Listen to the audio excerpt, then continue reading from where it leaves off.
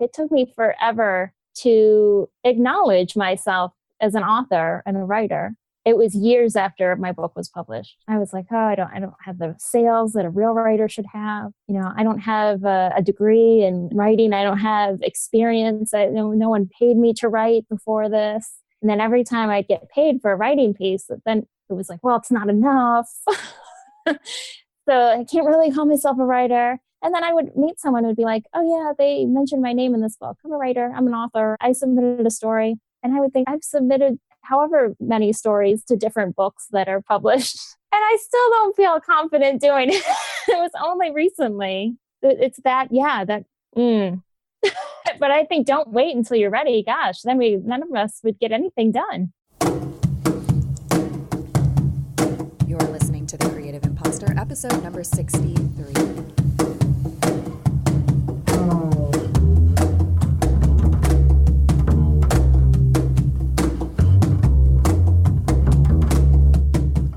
Welcome to The Creative Impostor. I'm Andrea Klunder, and today I'm talking with Aimee DuFresne, who is a self-proclaimed joy catalyst and soul-shifting creator, writer, traveler, and latte lover.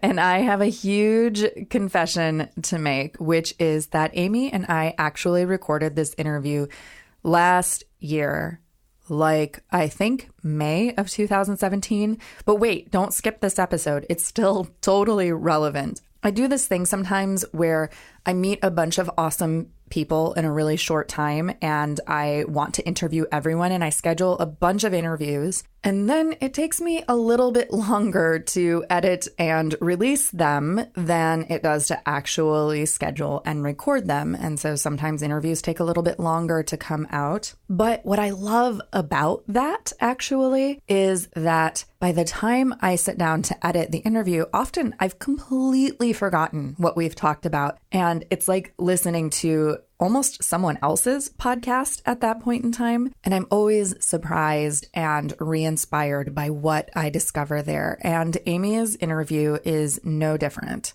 Aimee's work consists of a combination of writing and offering soul work to clients through online courses, which sounds boring, but she actually calls them online joyrides.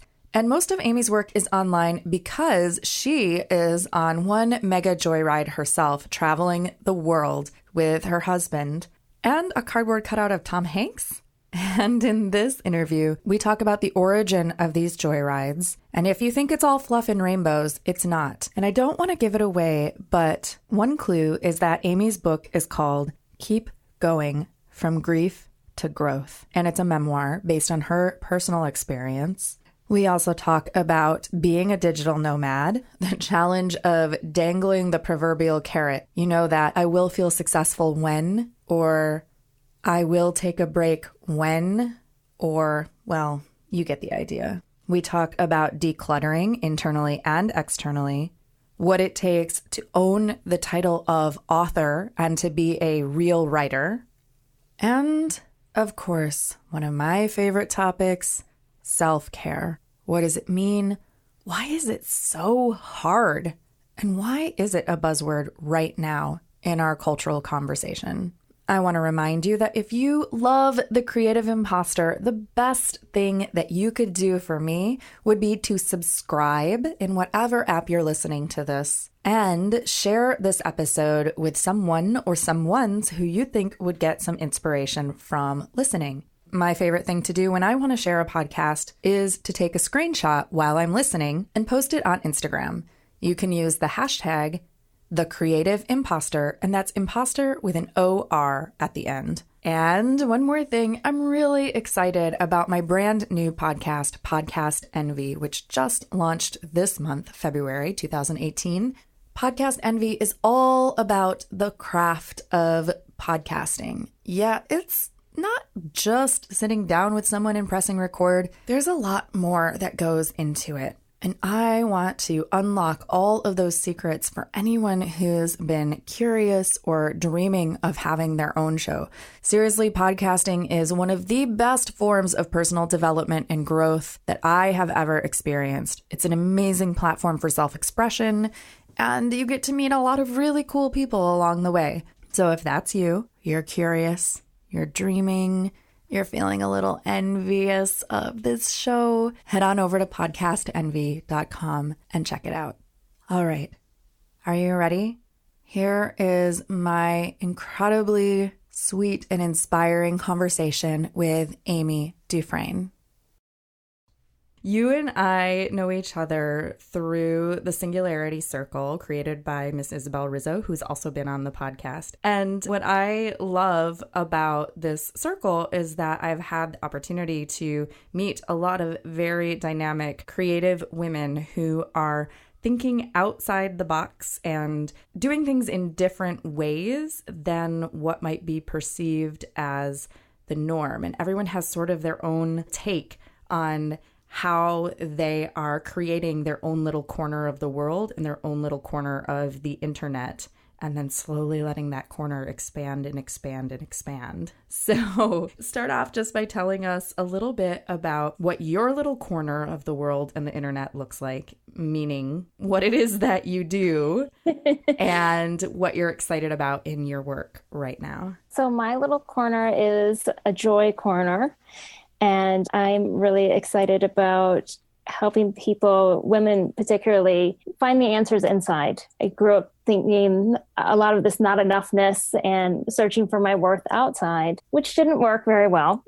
and now the more I go inside, connect with the elements and kind of like, gosh, just move away all the crap that society gives us that makes us inauthentic, or that tries to put us in a box or put us in a particular corner or in a particular realm of, oh, you're a girl, you should do this, or you're an entrepreneur, you should be doing this in this way, and here's a formula, and here's a this. With my works, you're exploring, I call them joyrides, and you're exploring going through the elements and taking that time for yourself and offering those resources through the joyride. So they're online. You take it at your own pace, and every day there's an option to play, because life should be more play and fun. So that's kind of what I do. I do a 28-day Let Go and Love Your Body joyride, 21-day clutter clearing joyride. And that's not just physical clutter, it's like mentally clutter too, because we got a lot going on. We live in a very, very noisy world. So I'm excited to help people enjoy more fun and play and ease in their lives. So these joyrides are kind of like online courses, except that online course sounds so dry and boring. Yeah.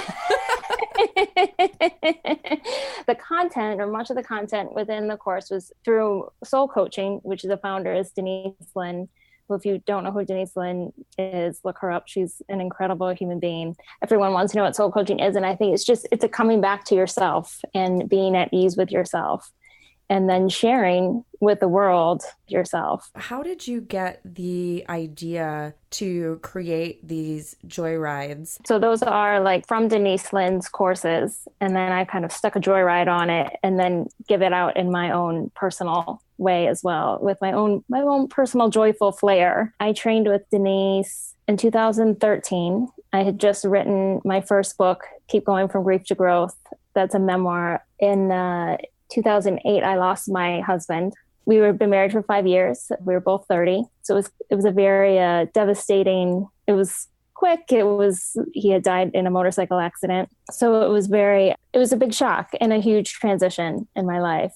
And 5 years later, I was getting remarried. I wanted to share with other women that you could get through something so tragic, whether it was a death or a divorce or your loss of health or sense of self, that there was still joy. You could still make your life a joyful one. So I kind of made my life all about joy, or finding the joy underneath everything else. And in 2014, the book had come out. I was a soul coach already, and I felt like stuck, and I wanted to travel. We were living in Richmond, Virginia, and I was trying to fit into all of those formulas because I didn't feel like a writer or an author. Those were things I wanted to be, but I felt like the success. I couldn't really say that I was a writer or an author until I really had success. And success was always like the next step. Like, okay, I published a book, but that's not really success. It's really until like I sell my first copies. Okay, now I sold my first copies. Well, no, it's really until I sell like my first 1,000 copies or until I get the writing or if I get a speaking gig with it. And it was always like dangling the carrot, if that makes sense, and going for the next thing. And I was exhausting myself trying to fit into all these formulas. And I'd have tons of book on sell your book like wildfire and do an online blog tour and do this. And these are all the things you should be doing. And these are all the things you need to be doing. And these are all the things you have to be doing to be successful. And I just got really exhausted. So I went on holiday with my husband, and he grew up in France. So we went to visit his family, and we got back. And, you know, when you remove yourself from a situation and you come back to it, I just saw like how stuck I felt and how exhausted I was and that I didn't want to do it anymore. But I didn't know what the next step was. And I got an email a few days after we got back, and it was from a woman who had been gifted my book, and she lived in the same city as me. And she said, I've been widowed twice, and 10 months ago, my husband took his own life, and your book was the best thing that happened to me in the last 10 months. Wow. And that, exactly. I met with her. It was like, yes, like that's what I want. The connection. I didn't want to sit behind my computer and try to do everything that was right with feeling like a complete failure before I even started. I just really wanted to share my message and connect with people and hear their stories. So I came home from meeting with her, and I said to my husband, what would you think about leaving your job? And we put all of our stuff in storage, and we leave our rented home. Then we just pack up our Prius and do like a book tour. And he was like, yeah, okay. It was like immediately. Okay, it wasn't anything. What? He was like, yeah, what kind of work? What kind of work was your husband doing that he could just? He's a wine consultant, and he had been working for a restaurant, and he had kind of plateaued at that time, and he was looking like to do more, but he wasn't really sure what. So it was kind of like, okay, like let's do this. What do we got to lose? Sounds like fun. We travel well together. We knew we traveled well together. I think that was important. And yeah, we think we were just both ready for a change and ready to kind of step into the unknown and trust. And so from the time that you made that decision of, I want to do an impromptu book tour, and it almost sounds like even to do a book tour, not like, oh, I need to do this book tour to market my book and get more sales and get more readers, but more like it became, here's the inspiration to do this book tour because I want to have the opportunity to touch and connect with and inspire more people. Yes, absolutely. I wasn't thinking of it as a business mind, which maybe I should have, but I was just like, we know enough people around the country. We have a car, we could go, we have people we could stay with. You know, I'm happy contacting venues to see if that's something that resonates, if the talk would resonate with them, and if I could sell books at the end, then great. But it was the adventure of it really, rather than some kind of marketing thing. And in fact, as we went around, you know, organizing everything, and I was reading more about book tours, they were like, you shouldn't do like real book tours, you should do online book tours. That's what everybody's doing. What is an online book tour? I don't even know what that is. Oh, like if you're like guest posting on different blogs with your book. And well, that sounds boring. Yeah, right? I mean, I'm sure like if that was your passion and you wanted to do that, fine. And hey, like maybe that was a better way to sell books, but I loved connecting with people, and we've met the most amazing people. I actually reconnected with someone I went to kindergarten with, and it was a month before we left on the Joyride, and we're still organized everything in our apartment. And she contacted me on Facebook and said, your book came up as like recommended reading on Amazon. And I knew your name, like, because you have a very unusual name. So I got the book, I read it, like I had no idea any of this had happened. And I just wanted to say, if you're ever in this area, I live in Illinois, and, you know, I'm married and have 5 kids, you're welcome to stay. And I said, well, we're going on this book tour, actually, if you know of anyone who wants to have an event. She set up events. She got me in her book club. We're like sisters now. We stayed with them for a month. You know, I have a sister now. It's amazing. How long ago did you pack up and start that book tour? April 30th, 2014. I know that currently you're still traveling around. Have you been traveling around that entire time since then? We have been traveling around that entire time. So the first 6 months was like hardcore speaking events or looking for speaking events and kind of going wherever, saying yes to absolutely everything and staying with people or staying in Airbnbs.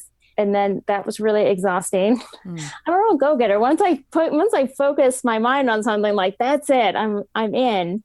So I'm like, and then I'm like, oh wait, like this is really exhausting. I wasn't taking any time for self-care and still had those feelings of like, oh, I should be doing more. I should be booked every night. If I was only booked like one night a week, I should be booked 2, or it was always that dangling carrot again. We had a few cancellations. And as we moved from the East Coast to the West, we had more contacts on the East Coast. So when we went to the West Coast, like things were just getting a little bit more challenging to find events and venues and places to stay. We were meant to go to Boulder, Colorado, and that was canceled. And we stopped through Santa Fe to visit a friend. I'd never been to Santa Fe before. We were meant to stay for 3 nights, and we ended up renting a little casita and staying for 3 months. And it was amazing. The energy there is amazing. I realized that I could take time for self-care and still be of service. That's when I started the first Joyride. That was online, the soul coaching one.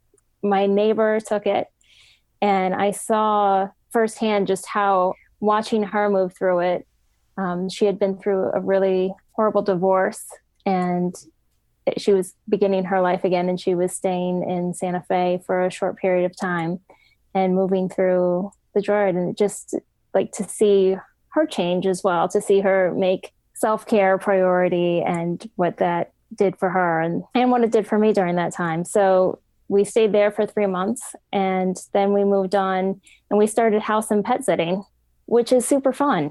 Okay, how did you get into that? So we got offered to house sit for Denise Lynn. She's my lifesaver. She's just an amazing woman. And I was going to be house sitting for her daughter because I was doing like an advanced soul coaching training with her in January. And they were going away for December. And I was going to be house sitting for her daughter. And then she called up a month earlier, and said, oh, like my mom's house sitter fell through. Would you mind like looking after her house too? So overall it was 3 dogs, 3 cats, 14 chickens, 6 goats, and 5 fish. Wow. That's intense. And we were like, that sounds like so much fun. And it was great. It was a ranch in Paso Robles, and we had the best time. And goats are super fun. And who knew that? Goats. And so then how have you been finding these house sitting and pet sitting gigs? Well, since then, she offered to be a referral, and we were like, this actually works out a lot better for us because we're not paying out, we're being of service, and it gives us our own space. So, and we love pets, so it just really worked for us. We also use websites like trustedhousesitters.com, americanhousesitters.com. If you Google it, there's like a ton, but those are like the 2 main ones that we use now. So it works kind of like Match.com, but for house sitters and homeowners. And from there, it just kind of went like other people were referring us. So we're kind of like half and half now. Half the ones that we get are referrals and half are from the site. How long do you foresee doing this? I'm really living in the moment now. So I know everyone's like, you have to settle now, don't you? But as long as we're happy doing it. Well, and I mean, that's the whole thing about this digital nomad lifestyle. You hear that phrase sometimes. The way in which technology affords us to have that option to be able to work from anywhere, almost anywhere. Yeah. I've been to some remote places where Wi-Fi is not a guarantee. Anywhere Wi-Fi is generally good. But it is kind of like this like mind-blowing thing. Sometimes people just haven't really thought about the idea of not having a home base. It's kind of like, whoa, wait, how do you do that? You know? And it's so freeing to me. And everyone has their own comfort zones and what it is that they want. I love to write, but I would feel like I needed to earn my place writing or earn my time writing. So I'd be like, I should really do those dishes first, or I should fix this around the house, or this should look nice. And it would be a big distraction. And now, like, even if we're pet sitting, like, clean up, you tidy up and stuff around the house, but it's not a distraction. It's just, you're more able to live in the moment and be in the present. That's what I've found. But it's okay to have a home too. whatever makes you feel most comfortable. But if you have this desire to do something, whether it's traveling or starting your own business or doing whatever it is, that even if it sounds really crazy, there are resources to do it. Some people will be like, well, when I save enough money, then I'll do it. Or when I do this, then, and they start dangling the carrot in front of them. And then, life goes by really, really quickly. So if you're always dangling the carrot, you never really get there. I want to go back to this idea of self-care, because you've brought up self-care a few times in terms of both something that you teach and that you're an advocate for, and also something that you weren't always doing for yourself and had to sort of rediscover. And okay, so we'll acknowledge that Facebook is a bubble and that you have, whether you realize it or not, curated your own Facebook bubble in your feed. But I know in my Facebook bubble, the concept of self-care is coming up a lot. And of course, I also work in holistic healing and yoga and meditation, so it's going to come up a lot anyways. But it seems like that term has been like a really big buzzword lately. How do you specifically define self-care? What does that consist of, or what shapes can it take? It's like being on the plane and they say, like, put on your oxygen mask before you put on the child beside you. And as women, from what I've experienced and what I've felt, women really like to take care of other people, and we don't even see that we're not taking care of ourselves. And that was definitely my case. Like, I felt like, okay, everything else needs to be perfect, then I'll take care of myself. I have to earn that self-care. And what self-care really means, it's like filling up your own cup. It's putting on that oxygen mask so you can breathe, and then moving from there. What are some of your favorite self-care practices or rituals or tools that you've worked with clients around developing? Essential oils are big for me. Just like putting them in, diffusing them, using them in the bath. It's kind of just adding in all of the different senses. Music, like having beautiful sounds in the air, meditation music, turning off the news, not forever, but well, maybe forever if you want to, but taking a break from it, knowing your saturation point and saturating yourself with self-care first, because it makes you stronger. Epsom salt baths, yoga, meditation.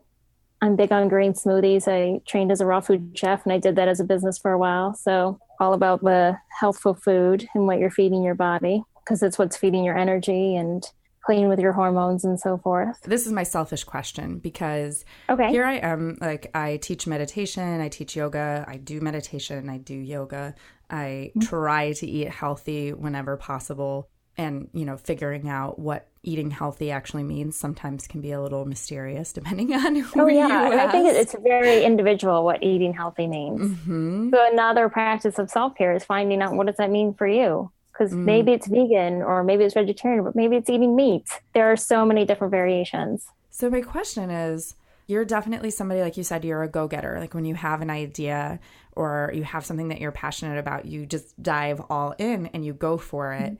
How do you balance really taking risks and getting out there and doing stuff and doing the work and writing a book and publishing it and going on this book tour with making time for self-care? Because I know I also have that aspect of me where I want to do 500 creative things, and I want to do them really fully and really well and really invest myself in them. And sometimes, even though I believe in and know the importance of self-care, I find myself going, oh, but I don't have time to make dinner tonight, so I'm just going to eat this quick thing. Or I find myself feeling guilty if I stop working in order to just relax or take a bath or something, because I feel like I have so much to do. I'll take a bath when I'm successful. There, we'll just go ahead and say that. Right. You're dangling that carrot. So how do you find the balance between, I guess, ambition and motivation and activity and creating, and also taking the time to really make sure you're taken care of? So something I've discovered in the last year is that slowing down, I have actually achieved more, and I have felt better about it all. I felt better about the journey. I felt better about saying no, and saying no is a big self-care. So for me, I set intentions like, okay, here's how I want to feel, and this is what I want to get done this week. So rather than having like a million things, and you want to say yes and yes. And then maybe an exciting opportunity comes in and you're like, yeah, I want to do that too. So then you start on that carousel, that merry-go-round, and everything's going on. But before doing that, like to set that intention about how you want to feel. And rather than have 1,000 things to do in one week, like have 3 things that you really like, okay, this is my focus this week. And if you're not getting those 3 things done, then revisiting and making them a little bit smaller. And it seems, when I first started, it seems really scary because you're like, I'm not getting anything done, but you feel so much better. And it actually, because there's space, you're creating that space, then more is actually getting done. And the whole flow comes through more easily. I want to feel ease this week, or I want to feel fun, or I want to feel more freedom this week. And then when something comes in and you have like, oh, this is really exciting. Okay, does it give me that freedom? Because maybe it's exciting, but it doesn't give you that freedom. So then practicing self-care would be saying no. And then if something doesn't, it is exciting and it is going to give you more freedom, then saying yes to that and then rejigging the other things. Because we are so easily as entrepreneurs, like, yes, yes, yes, I want to do everything because we're creative and we want to get out there. And there's so much fun stuff to do. And there's so much things that we need to be doing. I was talking to a friend the other day and she's like, I feel so behind in everything. And I'm like, you're exactly where you need to be. Mm-hmm. But I always feel so behind too. So it's that reminding yourself, like, we're exactly where we need to be at this time and being kind and gentle with ourselves. Decluttering is a theme that comes up. You have a Joyride designed around it. Mm-hmm. And you mentioned earlier internal and external decluttering. Like, I'm looking at my calendar right now, and if you had looked at it a few years ago, it would be like every single space would be taken up. There would be no white space. Everything's like written down. That's my calendar right now, Aimee. Yeah. I've started putting in blocks of time that are just labeled buffer. Because I'm like, I just need a buffer between things. Yeah. So even if you're looking at that and like just looking at the calendar, like you can feel stressed, like just looking at the calendar with everything that's on it. So putting that buffer in and making some space, just seeing that space, you're mentally decluttering as well. Things that we worry about and talk about over and over and over again. The story that we keep telling ourselves. My business isn't as good as it should be. I really should be better at this by now. I really should be doing this. Oh, I still need to do this and I haven't done it. Taking that time to press pause on that story, be conscious of what it is, press pause on it, and then take some deep breaths. So that's another form of mental decluttering. It gives you space. And then that creativity can come in and those solutions to problems that you have comes in. Because it's so like loud and noisy and filled up in your head that nothing else can come in. Inspiration's knocking at the door, but you can't hear it. Decluttering your calendar and making some space in order to also help declutter your mind and make some space to allow some flow instead of effort, right? Yeah. Oh, flow instead of effort. Yes. And then okay, because recently there was that book that came out that people either loved or hated, which was The Life-Changing Magic of Tidying Up. Yeah, I think that was 2015. People went crazy for that, yep. People went crazy and either were like, this book is complete BS, or they were like, this book changed my life. I read it, and I'm a little bit curious as to the people who are like, this book is changing my life. I'm a little bit curious as to how many people actually followed the advice that was in that book, because it felt really extreme to me. Yeah, there was a lot of extreme in that book. And I think I'm somewhere in the middle because, yeah, she had a lot of extreme and she had a lot of good advice. But I feel like with any book that you read, take what works for you and leave the rest. Mm-hmm. You know, she had something in there that every time you come home, like empty out your purse. And I was like, oh, that sounds stressful. That does not sound... Decluttering is giving you more space so you're enjoying life more. It's not the amount of stuff that you have at all. And I think people get confused by that. They'll see us come and house sit for us, or we'll be staying with a friend while we're traveling around. We travel with a lot of stuff, like relatively. I remember going into a friend's house and I had like my big handbag and she was like, oh, that's it? Like, you're really good. And I was like, no, like I have a full car full of stuff. Like, how do you think I just travel with my handbag? She's like, oh, well, you're not really decluttered. And But it's not the amount of stuff. It's like, do you love the stuff that you have? Do you use it? If you don't love it and you're not using it, then it's clutter. Mm-hmm. And that's what you want to avoid. That's what you want to clear out, because if you have, just like in your head, like there's all that space being taken up by things you don't want, how is there space for the stuff that you do want to come in? Mm-hmm. And that's a way to create it. So, but yeah, you can have a ton of stuff. You can have massive homes. You don't need a tiny house to be happy or to be decluttered or minimalist, you know. Mm-hmm. It's about being happy. It's about living your life, not anyone else's life, but the life that you want to live, the life that makes you happy, that makes you share with the world what it is that you want to share.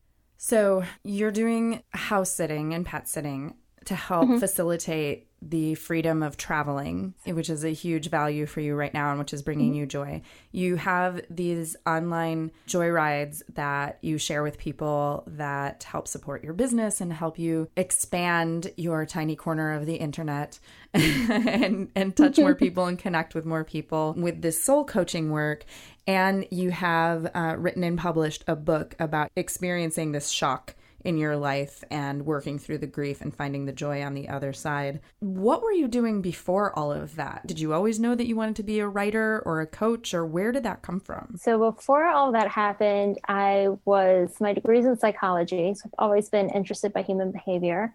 And I was trained as a coach, as a life coach in 2005. Interesting, the day that Ben died was the day that I was working at a chiropractic clinic full-time and coaching part-time.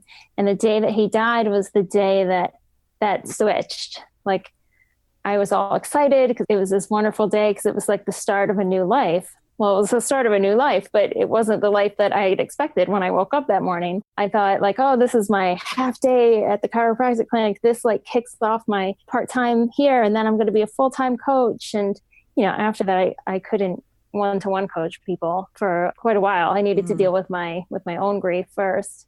Yeah. So that was the before. So everything does fall into place when you trust, even like the crappiest things that happen, the most horrible and tragic things that happen. And my dad had died a few months before Ben. So it was a very life-changing experience and completely shook up my beliefs and what it is that I wanted to do, as far as I realized how much I had been living through other people and putting my dreams on hold again and again, and going, oh, well, you know, these are two people that passed early, but they lived out their dreams. And like, if I'm not going to live out my dream now, what am I doing here?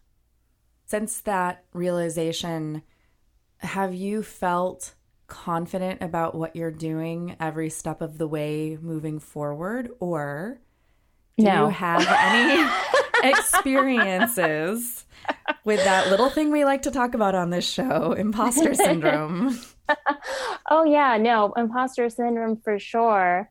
Like, who am I to start my own business? Who am I to become this raw food chef when everyone thought it was weird? Who am I to like write a book? It took me forever to acknowledge myself as an author and a writer. It was years after my book was published. I was like, oh, I don't have the sales that a real writer should have. You know, I don't have a degree in writing. I don't have experience. No one paid me to write before this. You know, I'd do blog posts, but that was about it.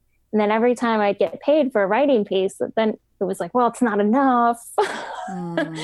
So I can't really call myself a writer. And then I would meet someone who would be like, oh yeah, they mentioned my name in this book. I'm a writer. I'm an author. I submitted a story. And I would think, I've submitted however many stories to different books that are published.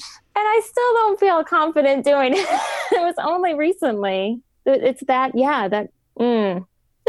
But I think don't wait until you're ready. Gosh, then none of us would get anything done. Yeah, it's kind of like that saying, if you want to be, do. But sometimes you do, and you don't still feel like you are. Yes.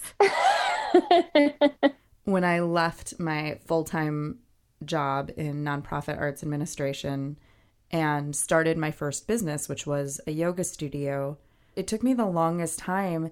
People would say, oh, what do you do? And I'd be like, Oh, I teach yoga and I have this little studio. It's just this really small little thing. And my voice would kind of like trail off. And I was like, why am I doing that? I was aware of the fact that I was not really owning like, oh, I just opened this amazing yoga studio, which I thought was amazing. I thought it was really cool.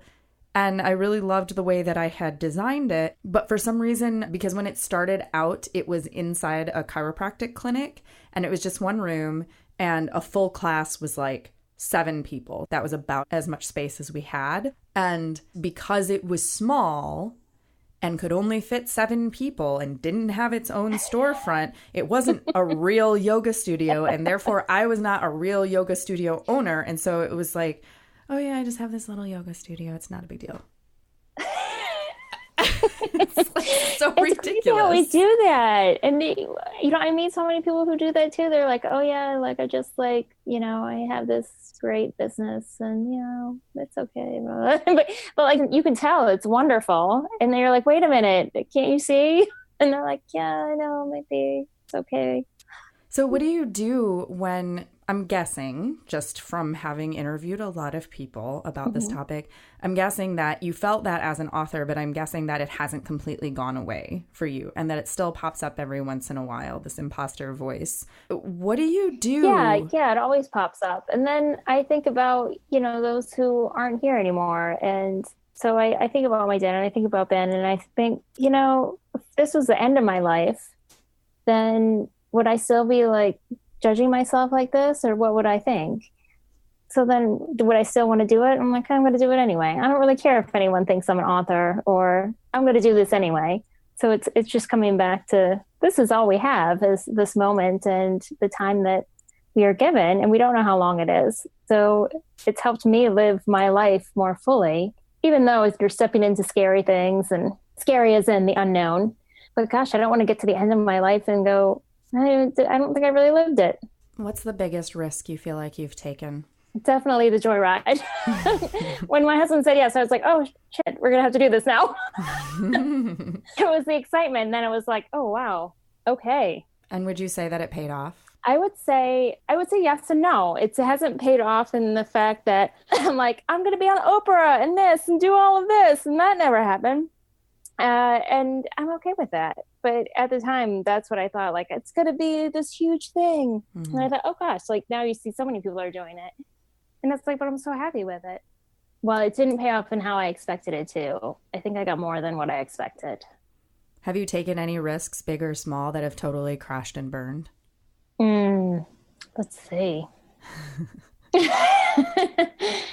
When I was doing my raw vegan business, like it was going well. And then suddenly like everything kind of started to just evaporate. Like customers weren't coming back or they were all fine. And then classes weren't as well attended and everything just kind of stopped. And I remember speaking to my business coach because the more like they stopped, like the more I kept doing to like get things running again. And I was doing like all the right things. I was following all the business formulas and following my business coach's advice. And he would say like, oh, like my other clients are doing this and they're having heaps of success and all of this. And I said, why isn't this working for me? I am trying so hard. And then I was like, do more. And the more I did, the less seemed to come back. And he said, why do you want to do this? So like, why do you want to succeed in this so bad? And it made me think. And I said, well, I want to succeed so I can have the money to take time off and write my book. And he was like, well, it's not like you have any clients now, so why don't you just write your book now? why don't you just stop trying so hard and write your book now? I was like, oh, okay. And it's like the kick up the pants that I needed. And I did. I did the rest of my classes that I was scheduled to do and I didn't schedule anymore. And I wrote the book and that's the start that changed the life that we're living now. And how are you defining success now? Ease, fun, and play. Those are my words for the year. And it's like, if I'm feeling that, then I'm successful. It's not if my bank account is a certain amount or if I've sold enough books or if I have enough these many clients. If I'm having fun with what I'm doing, if it feels like play, if there's ease in it, then that feels like success to me. what advice or words of wisdom would you have for someone who is thinking, yeah, life is too short. You're not guaranteed any specified amount of time. And I've been sitting on what I want to do or the life I want to live for too long. And I need to do something different. I need to step out of my comfort zone. I need to go a different direction. I need to try this thing, take a risk. What advice would you have for somebody who's right there teetering on the precipice of that decision? I would have them ask themselves, what is it they really want? And what is it they want to feel? If you really want to write a book, like, how do you want to feel? And then take one tiny step and start writing. I meet so many people who are like, I really want to write a book. I can't believe you wrote a book. You start writing. That's the thing. What were you saying earlier? If you want to be, do. Mm-hmm. So take that one step towards doing. Set the intention that you're going to find the resources along the way. And yeah, it's going to be bumpy, but if you don't do anything, you're not going to get there. So take one little small step. And that when you're asking for that step, we take a few deep breaths and set that intention of like, hey, I want to do this. Maybe they want to start their own yoga studio or they want to go traveling. And what's the first thing that they can do? And it can be super simple. It could be like doing some research online. It could be going to a group meeting about it. I met Isabel at one of those. She did a talk on digital nomads. And I was like, that sounds like fun. And I kind of am a digital nomad, so I'm going along. And it was life-changing. Mm-hmm. It's one thing, one decision, 1 hour, I think it was. It's the unfolding. Just kind of trust the unfolding and keep taking action and stepping back and taking self-care as well. Trust the unfolding. That's so mysterious and lovely. Well, I think we get so caught up in like, I want it to look like this, that something unfolds, but it looks different. So we don't recognize it. So we don't acknowledge it. And then it just kind of sits by the wayside or fizzles out. So if you trust the unfolding, you don't know what kind of sparkles are going to come out. You can totally use that for a book title. Ooh. I would buy that book. I'll write that down. Aimee, is there anything else that you want to share with our listeners or anything that I didn't ask you that maybe I should have? You're pretty good at asking all the questions. I will say that if you have the desire, and I said this earlier, but let me just reiterate, like if you have the desire to do something and it is like a deep desire and passion and you think you can't do it, take that can't feeling and just shelve it, even if it's for an hour, and dare to dream and put yourself out there and then take that one step, because we are so much more powerful than we know. And especially at this time in our society, like it's time for us to follow what's in our hearts rather than what we're told to do. If you trust the unfolding, you don't know what kind of sparkles are going to come out. I love that quote so much, especially because when I was in high school, I was obsessed with sparkles. Aimee DuFresne is currently traveling the world with her husband. I believe they might be in France right now, but you can find links to all things Aimee at her website, which will be linked in the show notes for this episode at thecreativeimposter.com/063. You can also just go to my website and it'll be there for you. You can type Aimee's name in the search bar, which is AIMEE. Are you feeling like you could use a little support on your creative journey? Some inspiration, fresh ideas? I invite you to join the Creative Imposter Facebook group for some online community and support. Once you're there, introduce yourself and share with us what you are working on creating in your life right now. This episode was mixed by Edwin Ruiz of Mondo Machine. Our theme music is by Jovia Armstrong. I thank you so much for listening. Seriously, without you, there wouldn't be a podcast to listen to. And this week, I am wishing you opportunities to find all the ways that you can take your own personal joyride.